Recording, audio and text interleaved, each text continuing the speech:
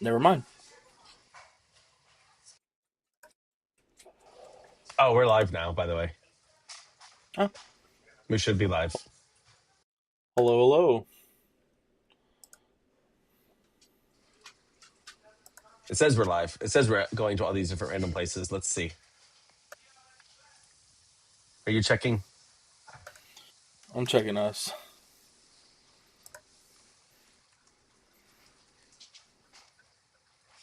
I have no clue Yep, where all it's going live to. We're live? we are live on YouTube. We're live on YouTube. It's Monday night. Can't say what Jesse would say, but it's Monday night, mothers and fathers. Hope everyone is having a good night tonight. My little kid's looking at me weird now. How you doing, Kyle? Living the dream, man. How you doing? A little upset about a Sunday bowling tournament, but let's not talk about that. Actually, let's talk about it. Oh, it sucked. I will say now that all my stuff is fixed, I have to relearn all the actions and reactions that my ball has because, yeah, it sucked a little bit.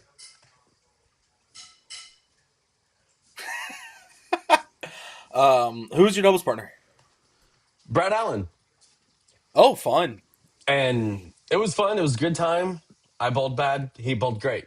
He bowled bad. No, he didn't bowl bad. I just bowled bad, and then I just bowled bad. I threw the ball really good. It's just now that I'm coming out of the ball right, I left way too many splits. I left like 6 4 9s. Love that. I got to go turn this TV down. Hold on.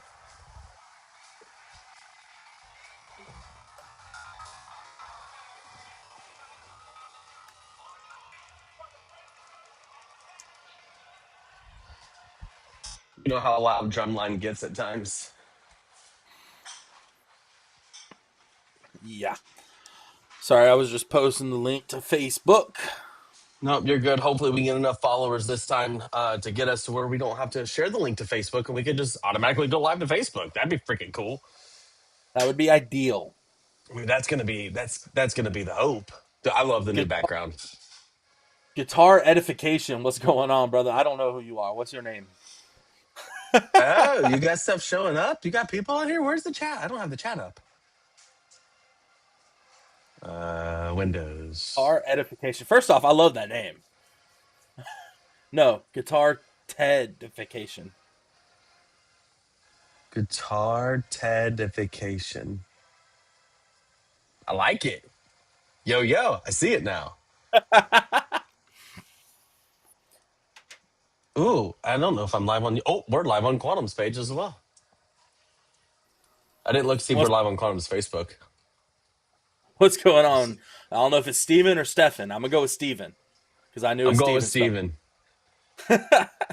Appreciate you joining in. So, how do I? Can I look on here, or do you Had it know? right Can I the first look? time. Steven. Steven. Steven. Steven, what do you think of the new backdrop? I know I like it. I I freaking you love it. you sent it to me, and then I said we got to put the logo or name on it somewhere, and then you did that, and I was like, oh, that looks sick. That's cool. When we get a real table and get a real bar, we're setting it up just like this. 1000%. We just won't talk about what's on the backside of the camera. What do you mean? You said bar, and you got my hopes up. Well, you see our drinks. I mean, mine's a plastic cup with green Kool-Aid, but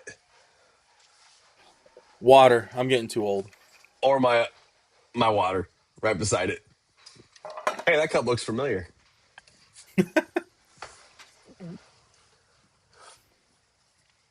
We're So gonna you give it like a it, couple. Steven? Do what, Kyle? I said we'll give it a couple more minutes, see if a couple more people would like to hop on, and then we'll get started. Dude, I wonder if we'll get in trouble if we smoke cigars and drink if we do this. I mean, I can't imagine we will because I've been vaping this whole time. We haven't been caked yet, but we haven't been on Facebook yet. We haven't gotten live on Facebook. True. Oh, did anybody see the new clips that we put out? This few little clips that we put out last Oh, week? What I do we put a think new of one. those? I put another one out last night, seeing how everyone likes it. Your water's in the tank. I But is I it would clean? agree. I would agree that most of the water I drink is in my fish tank, except for the fact that it was a long weekend and I need water.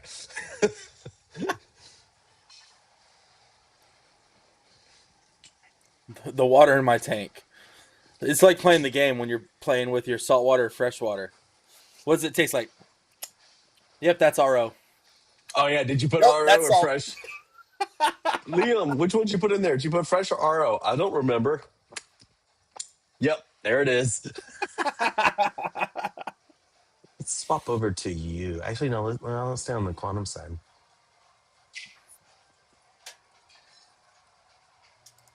Ooh, I gotta mute that.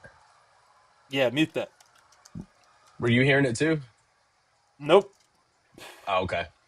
I was just agreeing with you being wrong.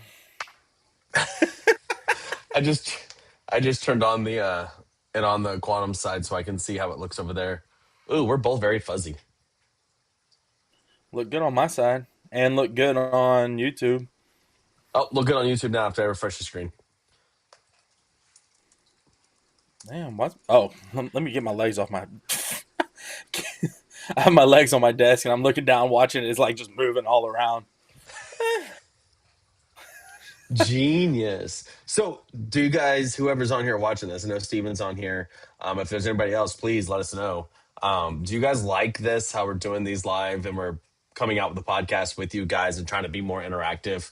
The goal here is to probably every week coming up here soon have a third party with us that's going to be sitting here, sort of kind of look like this. Whoop, I forgot to put Kyle on here and I got us backwards. Put that as Kyle. Put this, double click. It says double click. I'm double clicking. But this is me. And then whoever the guest here, they'd pop in right here with whatever type of shirt they have with their new table. And then you guys can join us while we go live with these podcasts, ask questions, talk about them, kind of intervene with us with the whole topic and everything. Or just do live Q&As and let you pop in and kind of almost be face to face. Yep, you guys can. Yeah, that's actually a really good idea. I know the Of course next it is. I topic. said, Yeah, the next topic we're gonna do, the next podcast that we're gonna release, is gonna be a very good topic. We might end up trying to get 5 or 6 different guests. I know I've already got one that I was talking to today. He's interested in coming on, so he might be our little person that pops in and out for us, so we can have that third person filled in and kind of have more of a discussional conversation about everything going on. All I right, think so that'd be. we've been on for And 10 minutes. while we're doing this live, we can do have a couple people pop in with questions and whatnot, just on their phone or whatever. Yeah, if somebody wants Kind to, of have let a us little more know. interaction. Let us know. We'll, But we'll to do that, definitely we pull got to you be up. live on Facebook, and to be able to be live on Facebook, we need 100 followers. So if you want to Yes. join our lives for the releases, follow, hit that bell, subscribe. I don't know how that technology works. Just hit all the little bitty buttons and you'll see us pop up everywhere. All right, we ready to go with the video? Oh no, we still got Let's another do it. minute, I think. Or is it time? Oh yeah, one more minute. Let me share it in a couple more places on the Book of Face. The Book of Face. I probably should go to the Book of Face also. Here, we'll go here. Let's do this one. One day we'll get our lives together and have all of this done beforehand. Yeah, probably not, unfortunately. Oh, I can add dude, I can add this to the Metricool account and we can set it up to do it every 2 weeks and just do all the posting for us based on the private link. Because once you go public, it goes public. You can set a premiere and do it through there. Oh hell yeah! We'll have to play with it to figure it out, but we'll get it there.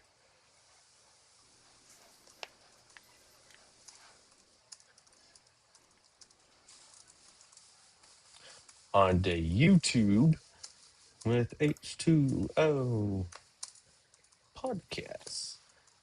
Talking Jables, about random things, you want to make your reefers. debut on the H2O podcast? Understand. Come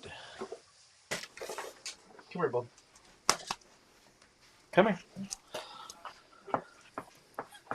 Jable's making his debut on the H2O Oh, there's podcast. Jables. There's Oh, Jable no, Bubba. Jables. No, Bubba. No, Bubba. That should be a bigger picture of you. Say hi. Oh, Oh, that this one way. won't let me edit.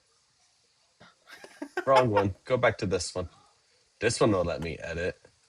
Where'd Diamonds go? He's done with me. What, All Liam? right. I think it's time. Oh, Liam's watching our live on YouTube in the bedroom. Hi, Liam. He just ran off. He was showing me on a piece of paper. So he might not be watching. We might have just lost a viewer. Oh, no. Let me fix your screen real quick before I go live. I moved it too much. Dummy. All right, cool. You ready? I just realized I have the tiniest little piece of chest hair above my blue tank top. Going live.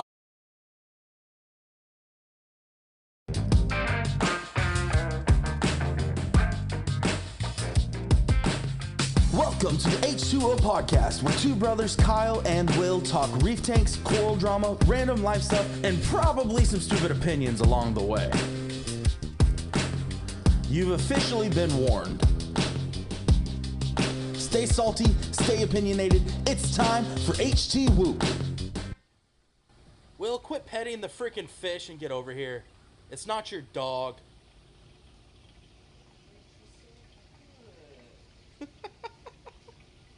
All right, now that you're back here and done playing with your animal, welcome back to the H2O podcast, where two brothers, Kyle and Will, have fun and talk reef stuff. Yep. Welcome to another one. And today you can see we're in a new background playing with some different fishies at the fish store. Yep, this is our display. Just got new lights on it, so corals are looking a little better, but they're still a little stressed out.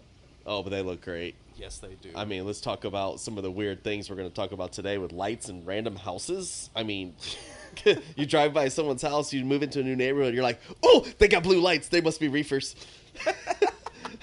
Never thought about that before. But you know what I'm talking about. You come out, you come around the corner of my house, all you do is see a blue windows everywhere. You're like, what the hell is this? 100%. Oh, reefer. Yep. Meth? No, that's the red ones. Oh, that's reptile light. I'm Yeah, sorry. My yeah. snakes use those. Anyways, welcome back to the H2O podcast, episode 3. Today we're going to be talking about things reef tank people do that normal people would think you're absolutely insane for. Yeah, it's going to be a fun one. Having blue lights. Petting fish. Yeah, you pet your dog, I pet my fish. No. Why? That's bad for the fish. Hurts Yes. their mucus coat, blah, blah, blah. Yes, you're not supposed to pet your fish. We do not recommend you ever pet your fish. That's why I wasn't using my hand, I was using a little stick. But Bubbles loves it. Yes, she does. He, she, it, them, they. I don't know which one's right.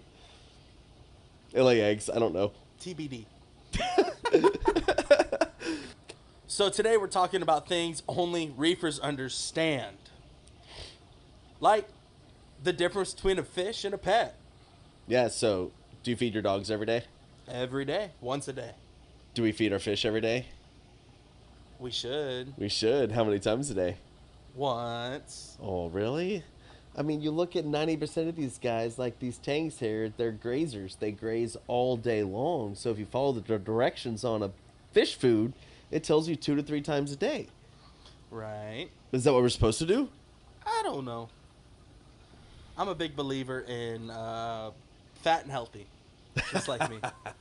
I'm a believer in feeding once a day if you have good grazing fish and whatnot, because during the day they can graze on the algae, the natural consumption in the tank, and enjoy that, and then they get one nutritious feeding throughout the day. Yeah, and then you can add your supplements, vitamins, minerals, Minerals. and things like that to the food to make sure they're getting their sufficient needs. Yep. And it also helps with nutrient reduction, and that way you're not overfeeding your fish and what they don't eat going straight into pure waste. Because they're going to graze on that algae either way. They're going to enjoy that no matter what. Exactly. So it's kind of like you and I eating a potato chip. We don't need to poop all day long. Fair. Well, you shouldn't. How about how much chemistry stuff do you have at your house? Oh, God, enough to be a Breaking Bad episode. I forgot his name. Right? White? I was trying to think of it, and I lost it, too. Yeah, no, 100%. Yeah, people don't understand the amount of testing and everything that goes on into a reef tank. So when you get a non-reefer coming over into your house, and they just see this whole chemistry lab of everything. Try to explain the different types of white powder that you have laying there.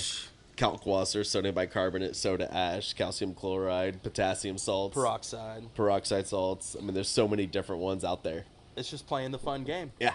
And then you add on top to your coral foods and all that nonsense. Oh, yeah. There's so many. The additives, there's a lot, but do we need all of them? No. I don't think we need all of them, but it sure does make it fun. It does make it fun. I know that's one of the daunting things in this hobby, so I want to talk about that for a second, because a lot of people freak out that they need so many different chemicals and drugs and additives and stuff like that for their fish or their reef tank to succeed. Truly, you don't. The reason most of these people have 10s to 20s to 30s of these items is because they start here, someone told them to do something else, they go try that. They didn't like it, so they go back. Then someone says to do this. They liked it, so they stay with it, but they still have their old chemicals. Or, oh crap, I got ick today. I needed medicine to treat for this. And it's cheaper to buy in volume, so instead of buying a 250, you're going to buy 1,000. Exactly. So, and I guarantee you that if you look, I would say, if I had to put a stat on it, let's say 60%. If I went to 60% of our customers' tanks and looked at their chemicals, half of them are expired. Easily. But do they expire? As a manufacturer, I'm going to tell you, yes. We put dates to save our liabilities, to save our rears. It's our recommendation to follow those. Do as you wish. I will say my personal experience when it comes to test kits, that's the one that if they expire, you cannot trust that reagent. Whether it's watered down, what's the reasoning for the reagent? Is the metallic packaging it's in leaching something? What's causing the difference in test? But I have noticed, even from a day after it expiring, there's a difference in test. So talking testing, how often should you versus how often do you test your tanks? Oh, geez, this goes in a huge conversation. Are we working in stabilizing the tank, or are we working on just general testing? Tank at your house right now. Oh, God. So I just set up that 52, and I'm in the middle of getting it stable, so I'm testing it every night. Literally, when I get off of work and I get to the house, the first thing I do is test the tank. That way, every night at 5 o'clock, the tank's getting tested. I'm right now worried about alkalinity, calcium, and magnesium. So I'm testing all three of them and adjusting my dosing pump based on that. The whole point of that is so I can get the tank completely stable, get it stable down to an exact number that I can then work on backing off that testing to a monthly testing regimen. Now, back that up to the original purpose of this podcast. How do you explain that to a non-reefer? Yeah, how do I explain to him that I can't go to the club tonight because I need to stay at home and test my tank, which is going to take an hour and a half. But I mean, you look at this tank, there's probably $20,000-$30,000 worth of corals in here. That's right. I mean, you take your car to the mechanic, you take your dog to your vet. Instead of doing that, I'm doing it all at home now. So instead of spending that $500-$600 for a visit, I'm sitting here doing it at home for myself. Right. So I mean, explaining it to friends that don't know, they're like, "You're just an idiot. You're a nerd. Whatever, geek." Especially when I wear my glasses, they're whatever, geek. What about cost reactions from friends and family? I know Alyssa's not big into it. She's starting to get into it, though. She enjoys it. But how do you explain to her the $400 fish you brought home? Or the $900 coral you came back from the trade show with? So I have a different way I do it with my wife than I would recommend anybody else. She doesn't know anything about this hobby at all. She doesn't care to either. So I go into a fish store when we're traveling. I said, "Hey, what do you like?" She tells me, I'm like, "All right, well, here's what you could pick out of what you liked." And then I'll let her pick it. If she thinks it's too expensive, we don't get it. If she thinks it's good, we get it. What about the stuff you bring home when she's not with you? How do you navigate that? I love my vendors. That's all I'm going to say. I don't. There's too many people that watch this to answer that. To her, there's trade-offs. She doesn't know that it's actually cash, guys. She thinks it's product trades and things like that because of quantum and the products. But, yeah. Fair. I'm fortunate or unfortunate that I don't have to play that game. You don't have to play that game. You just have to explain it to Jables. As long as my dog's got food, I'm happy at home. But you don't even have to take it home. So that's the fortunate part. Or is it not the fortunate? I think it's fortunate. Anytime I get the itch to play in a tank, I come in here. Yeah, that makes life a lot easier. So what's your time commitment to here? Since you come in here, Jesus Christ. and the next one is explaining the time commitment that it takes to your wife or your kids that, hey, we can't go play basketball this weekend because I got to clean tanks. I spend way too much time here. I don't know if you could say too much time because I'm still fighting issues. But I don't know. I feel like it's different with a business than it is with a home tank. It is. But at the same time, it's like, oh, I'm sorry, I can't take you out tonight. I gotta go clean. I don't know if you could say too much. I gotta go clean the because fish I'm still store. Fighting issues. Yeah, it's absurd. But it's fun, and I love it. So you talk about going on a date then. What is something that you do that your date would think is crazy? Everything. There's a reason I'm still single. Well, yes. Okay, let's talk about aquarium wise. Come on. Oh, I think we just got you hooked up with somebody. I don't know. Most of the time, I just kind of coerce people to come to play with my stingrays. Come pet my snake. No. Stingrays. Mom would kill me if I had a snake in here. Yeah, she doesn't go to my house that often. But hey, oh yeah. I just wanted to try something. I want to see how this works because I see Steven said that when he started testing, got it. That's awesome. So when Steven did this, he started doing tests every 2 days when he first started this hobby. And now with 4 tanks plus some freshwater tanks, he's gone to weekly. However, Steven, I still bet if you set up a new tank when you're trying to dial it in and get those numbers perfect, you're still going to go with daily or every 2 days because, I mean, we put tens of thousands of dollars in these tanks right here. We don't want to waste our money. And But come on, you know, it's fun watching the nitrogen cycle.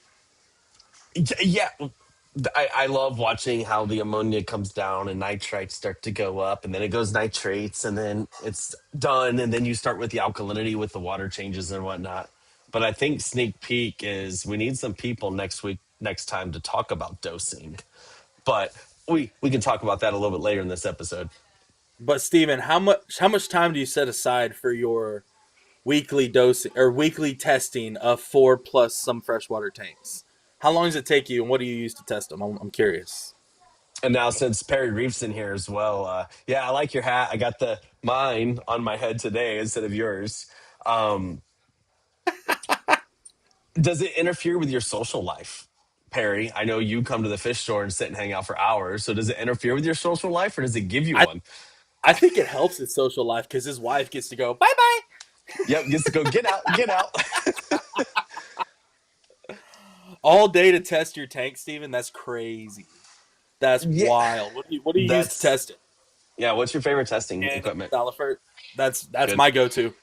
good man, good man. There's some of That the is Hannah my ones I go-to. personally don't like. I'm a big fan of all the Salifert ones, but there's some Hannah ones that I like instead of the Salifert ones. So it just really depends. Right. But like I said, that's a lot of topic for another episode. This one's more about things reefers know. So let's get back to it. See if I can do Yeah. this smoothly. Oh, I didn't even play Probably. with the camera. Hold on, talk for one more minute. So I can see if I can Oh, fix this sign. I'm put under the spot. I'm uncomfortable. Uh, I'm uncomfortable because I can't get this stupid thing to go away. Steven, what kind of break it down for me? You use Hannah for nitrates, phosphates, and whatnot, or what do you use Salifert for? I like a Salifert for magnesium and calcium specifically, and I use Hannah for phosphates. More of a social life. Oh, come on, Perry. I use Jesus. I use Hannah for Well, we nitrates. enjoy it when you come over. Trust us. All Sure, yeah, totally. We enjoy it. right. Well, I can't get this to go away, so I'm just gonna move Shocker. it down a little bit. I don't know what's different than the last episode. The last episode it wasn't here at all. But here we go. Going back to the movie. All right. It's hard to find time when having to deal with everything that I have to deal with. Yeah. No, I get that. What's something you do that a normal person would think is absolutely crazy? Reef talking. Pull an animal out of a tank and scrub it with a toothbrush and dip it in peroxide. What are you scrubbing with a toothbrush? Well, Are anytime you I talking get corals? God bless it. I'm sitting here thinking you're pulling a fish out going, you let me brush said your reef. teeth. You said reef, so I went coral. I'm sorry. It was we're doing it with these. I mean, like, here, prime example, that torch we had, which we just now got him onto this guy. That's why he's not looking good. He just got dipped in peroxide salts to help with the Philly eating flatworms. But, like, when we took that torch out, we dipped it in the reef dip, and you had all these worms come out of it. Right. Why would you get the worms out of your tank? Is it little live things in your tank good? Not always. Well, to the normal people, they're like, oh, it's living, it's doing good. Let's talk about the bobbit worm we encountered. Oh, jeez. Customer hired me at the time to come out and move their fish tank. And, well, we'll get there. We'll get to that. It was a little, I think it was a 32 BioCube. Yep. And he was like, Will came out and helped me move it. And we were walking around, packing everything up. And while we were just kind of talking with the customer, it ended up, well, I can't really keep fish alive. I keep buying a couple and they'll just slowly disappear one day after another. And within about 30 minutes, I mean, it's a BioCube. It's not that hard to move around. We were taking the rock apart, and then all of a sudden, boom. I mean, I don't even know how big that bobbit worm was. I know in the tank, it was about as thick as a jumbo pencil. Yeah. And it was about 8 to 12 inches long. Yeah. When we pulled it out, we just kept pulling. Yeah, it was crazy. And then it broke in half. Yep. That's when I learned that you can cut them into 100 pieces, and they're still alive. Yep. Fortunate for him, we found it, and we were able to get all of it out, set the BioCube back up, and he kept fish again. Yep. That was very interesting. And I don't know if you guys have ever seen a bobbit worm, but the movie Tremors, if you go watch Tremors 1, 2, 3, and 4, all of them look like a bobbit worm coming out of the earth and eating the people. That's exactly what this thing freaking looked like. Terrifying. It is the movie Tremors, right? Yeah. Okay. Have you ever seen any other wild creatures that you just could not explain to somebody? Zoa spiders. Those spiders are gnarly. Zoa spiders are freaking cool. Polyclads. And then Acro spiders. acro spiders. You Philly eating flatworms. Those are beautiful. They're beautiful. No. The beautiful ones is Zoa eating nudibranch. Yes. That thing is drop dead gorgeous. Yes. What about my favorite in here? What keeps our sand so clean? The tiger tail cucumbers. But those are good for you. Yeah, but they're so freaking weird. They're fugly.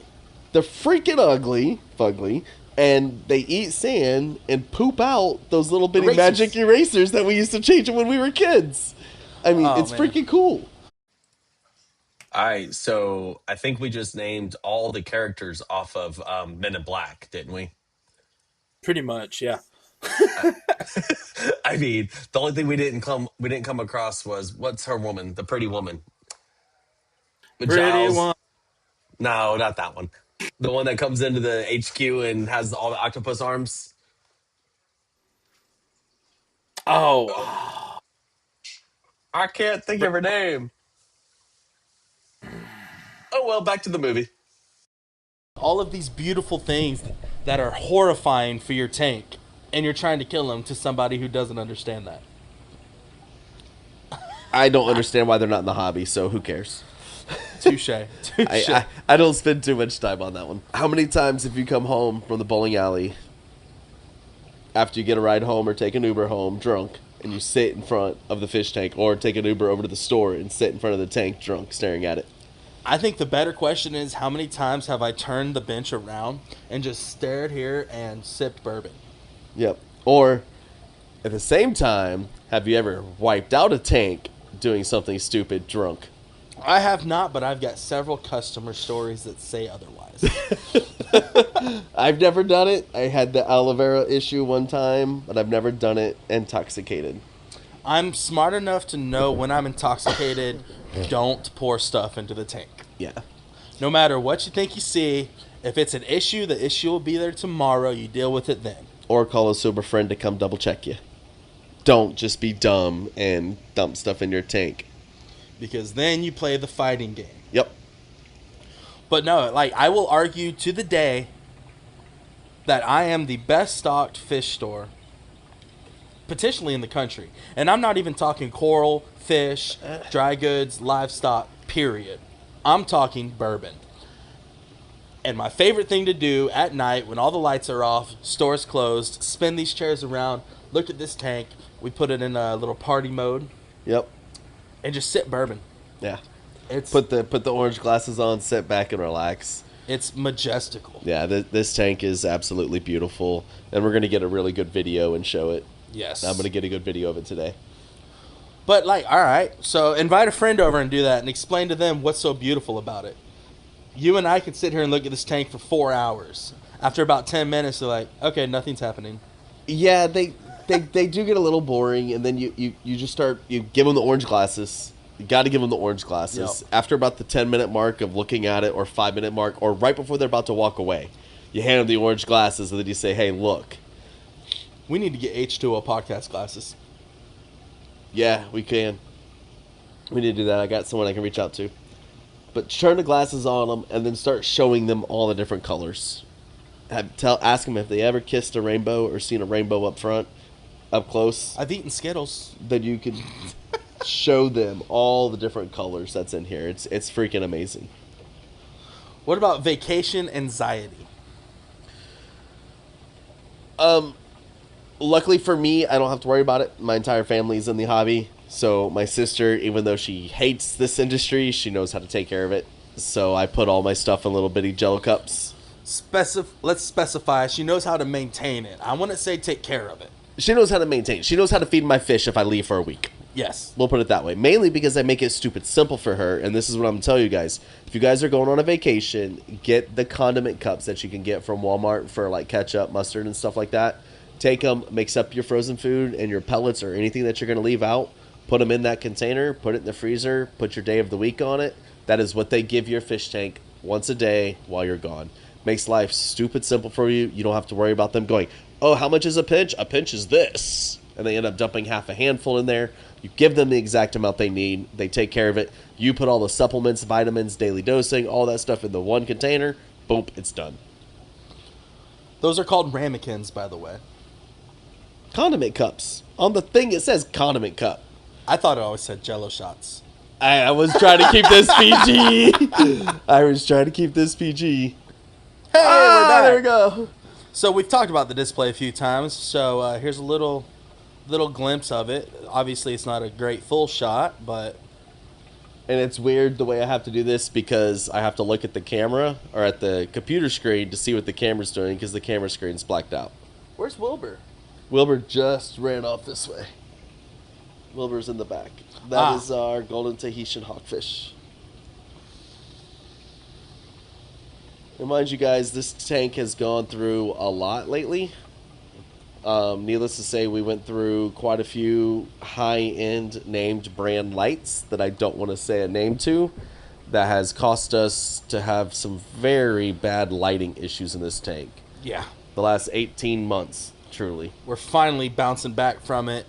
A big shout out on that for getting rid of the canopy.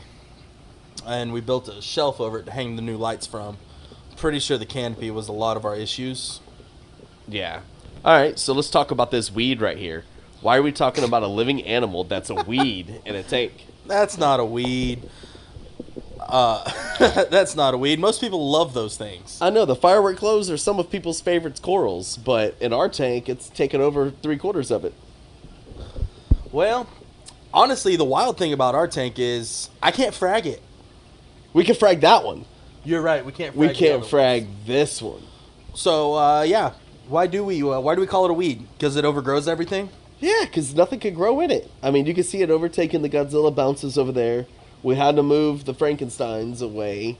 It's overgrowing the Dragon Soul Fabi over there. It's already shrunken up to only 2 heads. But they're so pretty. They are. They're so movie. They're so pretty. Ugh.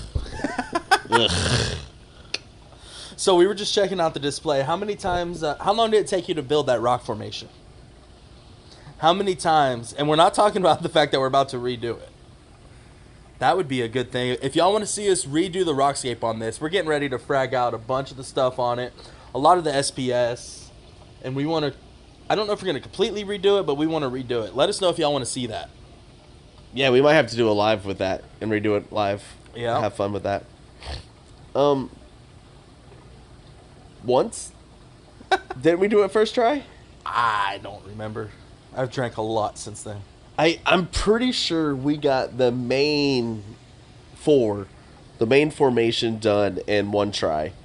After that, it was figuring out the back to be able to get the best flow and depth in the tank that we could.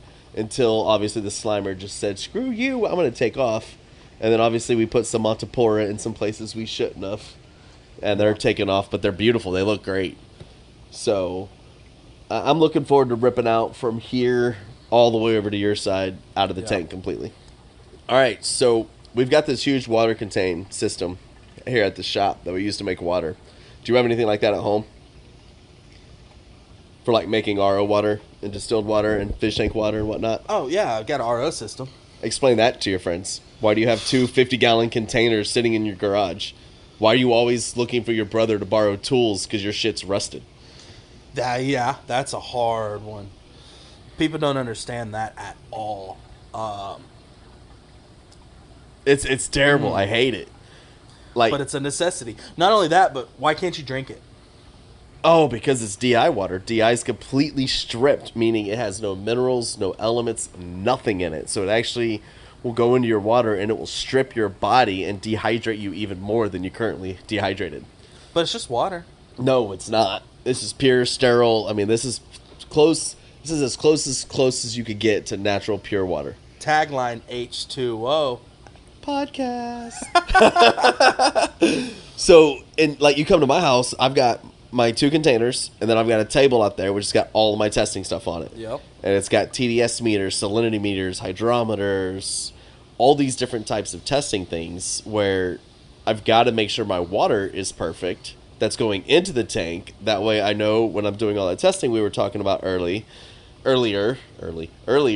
that I'm putting good quality stuff in so I know what I've got to adjust moving forward. So do you spend time actually testing your source water? Like, do you test your freshly made salt water, or do you trust what the box says?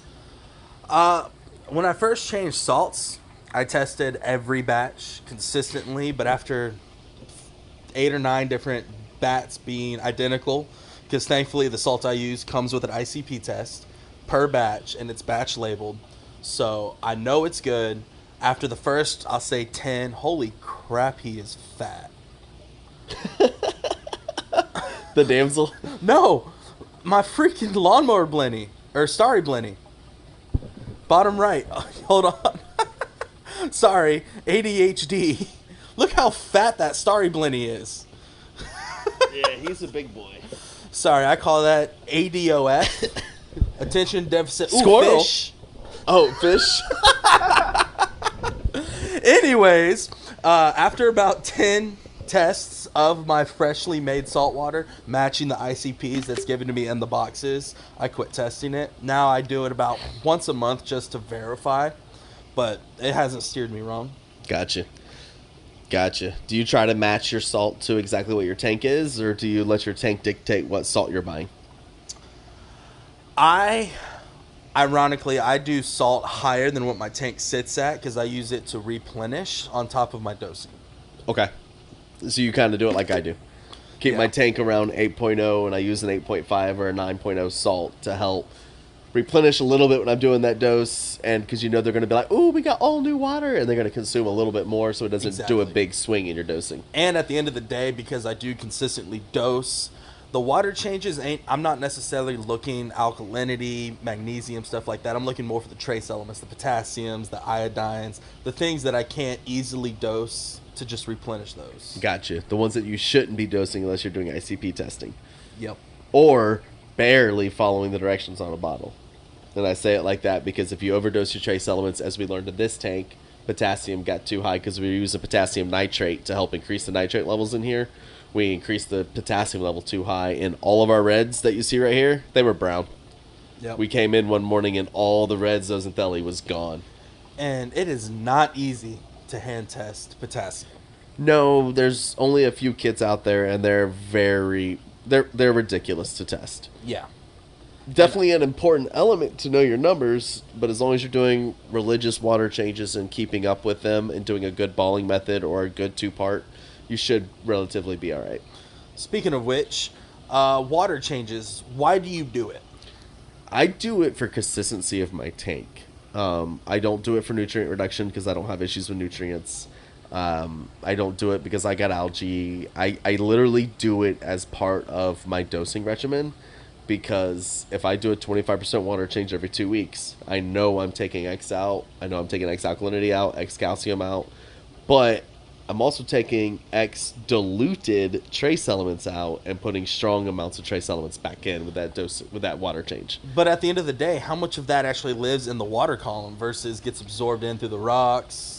So your macro and micro trace elements are mainly in the water column. They're actually in the salt in the water column. So same as your calcium and your alkalinity. Your phosphate and nitrates, they're in the water column, but what causes them is in your rock and your substrates and stuff like that, because that's where your anaerobic and your aerobic bacteria break down those elements and create your nitrates and your phosphates. Phosphate also binds up into your rock, so you've got to worry about where that's coming from if you're having a phosphate issue that you're trying to fight. So, in nitrates and phosphates, is it worth doing a water change if you're fighting that? So this is where it comes down It's to the age-old debate. It truly is an age-old debate. Me personally, if you have nitrate issues and you have phosphate issues, you need to do a water change because you're taking out 50 parts per million, you're putting back in 0.1. So over just a water change, you're going to have an immediate dilution. That's the only reason I would recommend it. If you have someone who overfed because you had someone babysit your tank while you were gone and they go and dump a whole bunch in. Or you have kids. I was trying to be nice. I'm trying to be a dad here. You go in, siphon up all that extra food. Absolutely.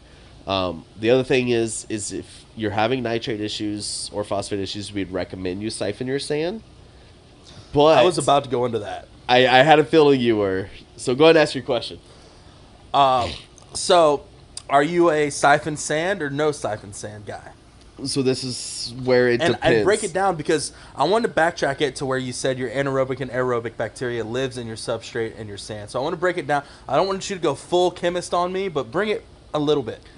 All right. So if I have a nitrate issue, I want to siphon my sand because most of the time what's happened is I've had detritus or whatnot build up in that sand.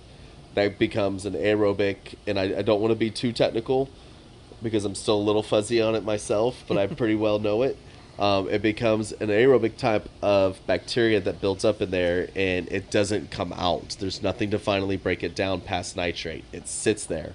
So you have to manually remove it, and that would be removing the detritus that's in the sand. Doing it out of the water column, yes, you're just dropping a little bit. You're just doing that standard dilution, but if you're taking it out of the sand, that's where that detritus is breaking down and technically rotting, and that's what's causing that nitrate issues.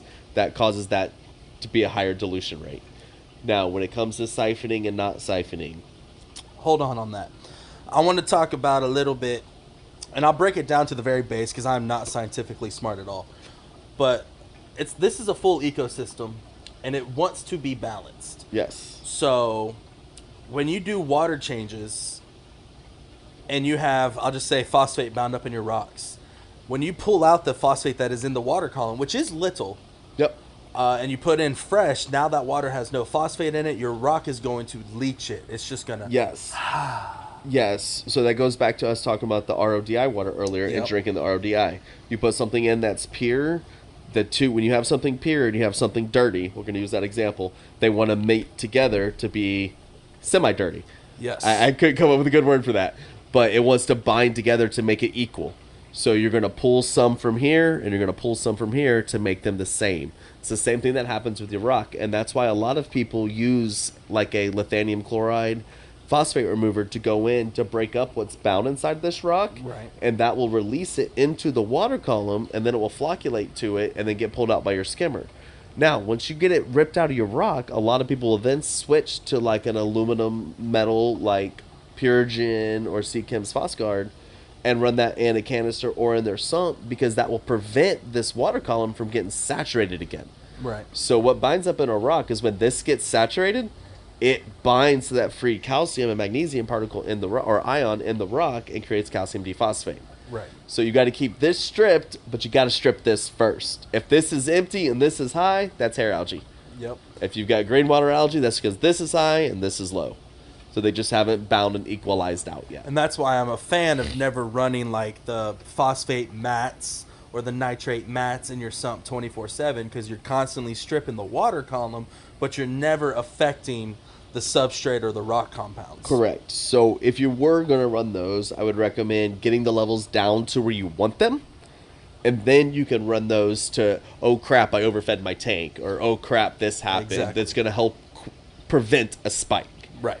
When it comes to siphoning and non-siphoning, the biggest thing I want to say here on this topic is if you siphon your sand regularly, siphon your sand all the time. Yes. If you don't siphon your sand regularly, do not touch your sand if your tank's more than a month old. And the reason for that is you'll build up ammonia pockets, sulfur pockets, and things like that inside your sand bed that if you go through and you open them up, it will destroy it. You will get a huge ammonia spike. It will rip out all the oxygen out of the water, and it will kill everything in your tank, as we learned with Bugs and Lola. Yep. And sulfur. And that's a hard one because there's really no way to test for sulfur without ICP, and by the time you send out an ICP, it's too late. If you end up hitting a sulfur pocket, your tank's dead. So me personally, when I do my tanks, I siphon what's available every time I do a water change. If I'm having high nitrate issues or high phosphate issues, so this tank here's got 4 caves, I will take and I will do a 10% today, and I will siphon inside that cave alone. That will be the entire 10% I do. 3 days from now, I'll do 10% inside this cave. I'll take the siphon hose and reach back in there and siphon that entire area. Never pull the siphon hose completely out. That way I make sure I'm getting all that sulfate or sulfide or anything that's built up in there, so it's not getting dispersed out throughout the entire tank. Mm-hmm. So that's the easiest way to get rid of those numbers, get them down the quickest, is by doing some deep cleanings and water changes. Speaking of which, I just want to shout out Bobby Miller real quick. Yes. He saved our butts one day. That's kind of when I started doing most of my research on sulfur. I was not familiar with it much. I had an issue with my ray tank, and I had a flamingo. He was about that thick. Yep. And every bit of 14 inches. It looked like he had been harpooned. Yep. I sent pictures to Bobby, and he got back to me very quickly, was able to diagnose it, gave me a bunch of information to read up on the sulfur, and saved the flamingo. Yeah, he saved the flamingo. He saved quite a few fish in that tank by telling us what to do. And it gave us a lot of insight on sulfur, and it caused me to do a lot of research. So shout out to Bobby on that. Yeah, thank you, Mr. Humblefish. Y'all can find him at humblefishreef.com, I think it is. Yeah, or humblefish.com, one of the two. He's always got some good information. Yeah, so, we need to get him as a guest on here. He'd be a fun one. Yes, he would. I think we get him in the store because he's local to us. Yep.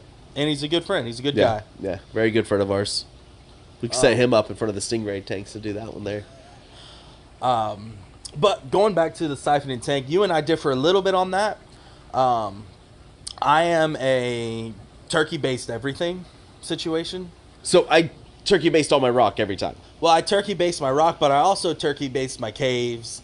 I like to stir up all my sand every time I'm in the tank. Gotcha. Well, anytime I do a water change. Just because, honestly, that sulfur incident scared the hell out of me.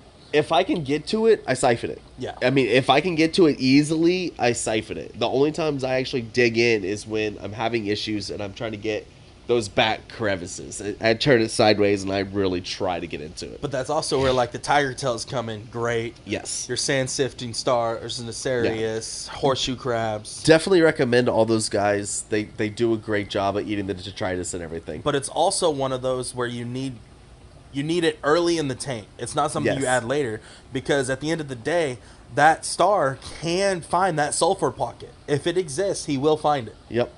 And then you've got 10 dead fish and you don't know why. Yep. I would definitely recommend, that's kind of the rule of thumb I tell everybody.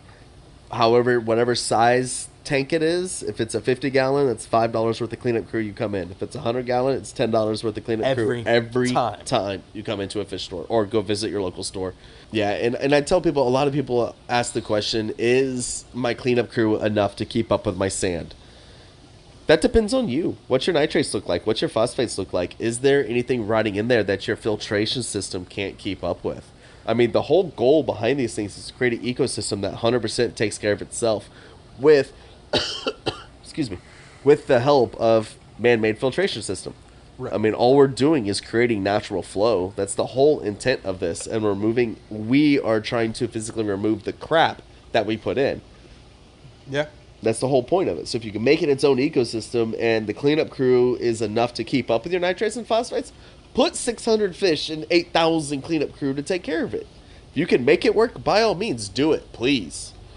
And if you have that much money, considering sponsoring us at the H2O podcast.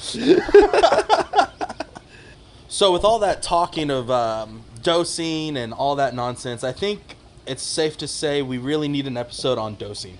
Yeah, there's a lot we could do about dosing. There's so many different ways we can talk about dosing. So I think next week or 2 weeks from now. 2 weeks from now, dosing. We'll do a deep dive into dosing, how to dose, what you're dosing. More importantly, when to dose. When to because dose. that's the number one question I'm asked with Quantum, and I know you're asked that a lot in the store, is when do I start dosing? What's telling me to start dosing? Why do I need to start dosing? So I really think that'd be a very, very, very deep conversation. And with that, stay salty. Stay opinionated.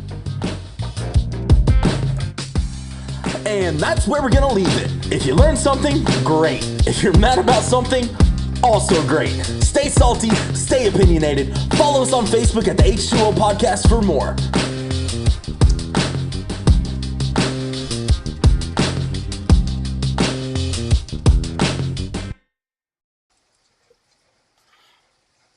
And that's a wrap on that one. I think it was fun. We kind of started to dial in on actually discussing a thing or two. So I'm really proud of us on that one. Yeah. One of the things that people have said is that we're not talking about anything. We're just kind of BSing. So I think we really got into a couple of deep subjects on this one, and we're going to take it a lot further. Tell them what next week's episode is going to be. Dosing. We're going to do a moderately deep dive into dosing. Not like deep dive where you need flippers, but a mask would help. You'll need a snorkel, a mask and snorkel for sure. We're definitely going to get into the nitty gritty on as soon as you start your tank, when's the time to start dosing, what you need to What dose, what all the different things are to dose, the different ways to dose, reactors, dosing pumps, manually dosing, dosing with your foods, what you should dose. It's going to be a good one. We try to stay at that 30-minute to 45-minute length on these. This one might hit that hour, might get broken into two different sections. Don't know. There is so much to talk about when it comes to dosing because there's so many different avenues out there in this industry. Every company goes a different way, and we want to break it down all the way down for you guys and let you guys understand and make it really easy to get into dosing. Go for it. Yeah, if you guys have any specific things you want us to hit on or any specific questions about dosing, let us know. I'll happily join that in. If you're interested in joining the live in 2 weeks, I'll actually be in Washington, D.C., but I'll still be here. I need to quit hitting my desk. I'll be in Washington, D.C. that Monday, but I'll still be live from the hotel room. If you want to join our live, contact us ahead of time. We would love to get y'all in it to chat. Make this just kind of like an hour BS session while we're live. That would be awesome. Let us know Yeah, if you have any questions. Want us to talk if you anything. guys come up with a lot of different questions and you want to jump in and possibly do part of one of these lives with us, be one of our special guests on these lives, we could definitely set up something along the as well for that. However, we do record these a while in advance because both Kyle and I are extremely busy. Just making the Mondays happen is we got on about 5 minutes beforehand today. So yeah, we try to make sure we do it, but we get the topics done pretty early. So if you guys are interested in any or there's any topics you'd like to discuss with us, let us know and we'll do a podcast around you guys and we'll make it work. So we just want this to be about everybody in the industry getting the information out to you guys, making sure you guys understand what you need to do to run a tank and enjoy doing it and have fun with us at the same time. Yeah, because we're having a blast making these. I hope y'all are enjoying listening to them. We're going to try to be a little more topic driven, Not try. but We're going to. I'm going to say try. There's a reason the podcast is called H2O. It's for Harris's Too Opinionated. Yep. We got a lot of opinions and we fall down the rabbit hole. That's kind of the whole point. So we're gonna try our best to stay topic driven. Yep. This one, audio was fixed on this one. Cameras still were a little iffy. We thought we had them saved, but I saved it in the wrong spot. So I didn't get the changes that we made to the cameras to fix all the lighting and everything. It didn't work right. Next time, we should have both good to go. My job was audio, and I crushed it. Yeah, this time it worked. The last time it didn't. So this one video sucked, and I'm sorry. Next time, hopefully it'll be good. So I do have some Every spotlights we'll put on our faces and hopefully make everything a lot better. every, every podcast has been a step forward. So if Yep. it's this great this early, imagine what it's going to be in 10 episodes. Just saying. Yep. And hopefully in 25 episodes, we're sitting in front of our own table like that and our own tank behind us like that. And it's going to look even better. That's the goal. So on that, guys, you guys stay salty. Stay opinionated. Good night.